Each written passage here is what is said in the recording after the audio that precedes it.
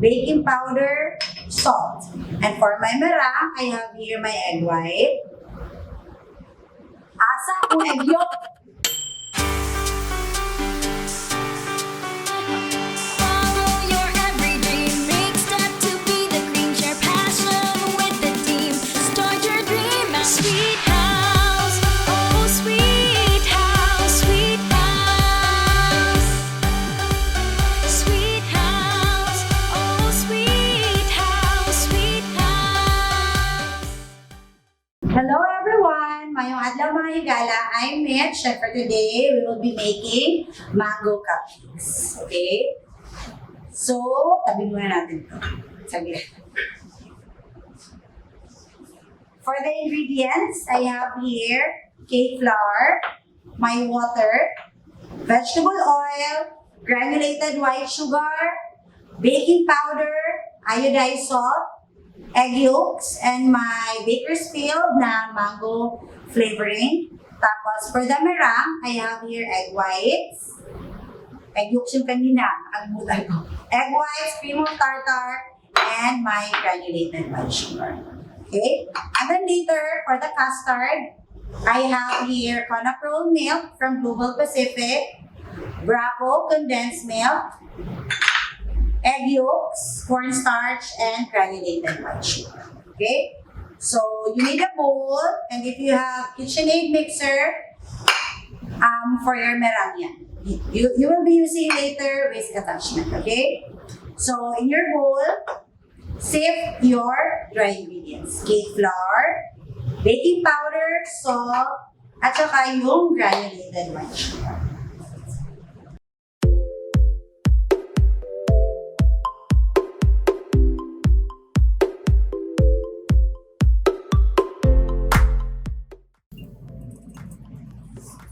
Make a well at the center. You put your water, or you can use mango juice if you want. Your vegetable oil, egg yolks, and I have here baker's field na mango flavoring. So around mga 1 to 2 tablespoons. But this is medyo concentrated, so I'm using 1 tablespoon, okay?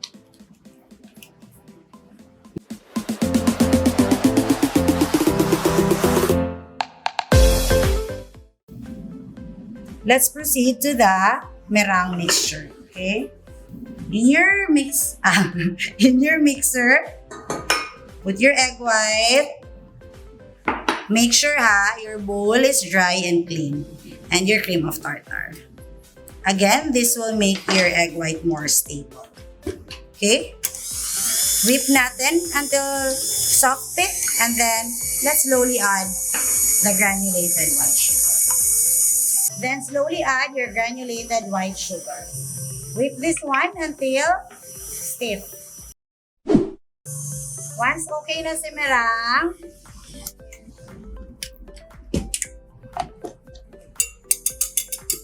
fold na natin sa egg yolk mixture. Okay?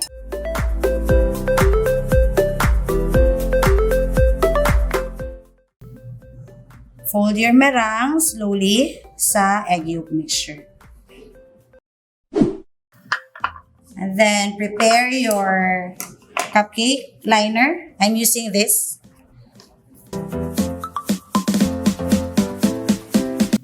Bake this one around 15 minutes at 350 degrees Fahrenheit. Okay?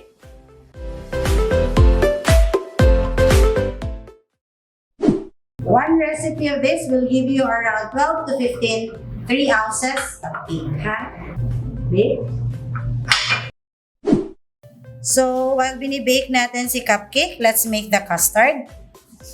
In your saucepan, mix mo lang lahat ng ingredients. Okay? Sugar, cornstarch, then the Bravo condensed milk. Okay? Mix mo muna here. And then, let's cook this one until medyo mag-thick siya konti. Then, while hot, lagyan natin ng mango flavoring.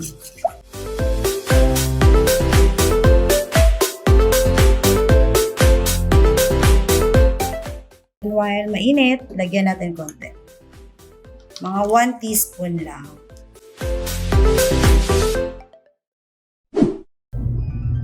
It's baked already. It's baked na si mango cupcake. Okay? So, let's mix the whipping cream. Okay?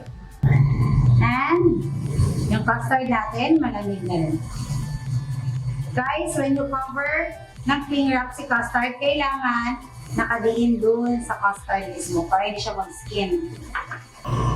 Okay? And then, fresh mangoes para on top. Mas masarap pa rin kung may fresh mangoes on top. But do not put fresh mangoes dun sa cake mismo ha, kasi not all the time matamis si mangga. Okay? So, mas consistent pa rin yung lasa if flavoring yung gamit mo. For the fresh ones, on top na lang, pang topping na lang natin. Okay? Okay, just until whip na. Do not over-whip your Mona Lisa ha.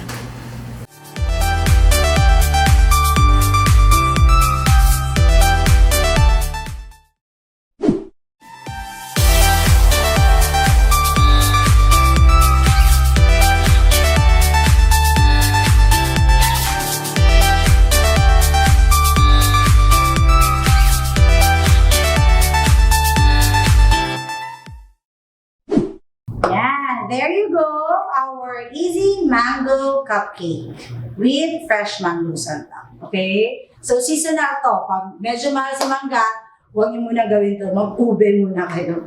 Again, thank you for watching. Don't forget to like and subscribe our YouTube channel. Enjoy baking!